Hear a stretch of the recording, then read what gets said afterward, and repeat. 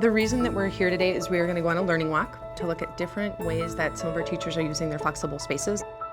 We're looking to become more of a facilitator. The power of the professional development on campus is that all of our staff gets to learn from one another. Okay. It's all about transforming teaching and learning and building a culture of collaboration.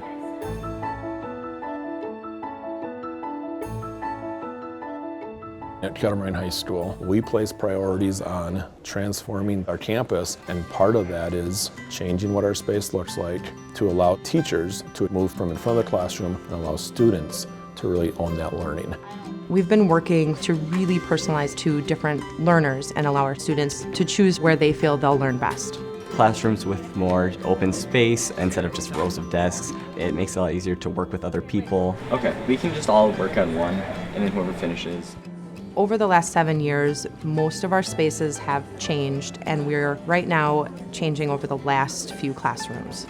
Our social studies department is going to be getting their new furniture next year, and as part of their transition, we took them on a learning walk. So we're looking to continue to empower our students through choice of where they're sitting, who they're choosing to work with, kind of be looking for things that you'd maybe want to replicate for your space. A learning walk is a way for teachers to get out and view other teachers in their environment. Spread out as we get in. In my room, rather than having everyone in the class reading the same book, I've actually been able to put them into different groups with furniture that can be easily moved by students, and then they can lead their own discussions, and they have a lot more ownership in their learning. But she's like so focused on like pleasing others. I think that kind of makes her unlikable to the reader a little bit. They were sharing out ideas. A lot of what they were discussing was very high-level critical thinking. To share out in a large group might have been very intimidating for them, so the smaller groups worked really well.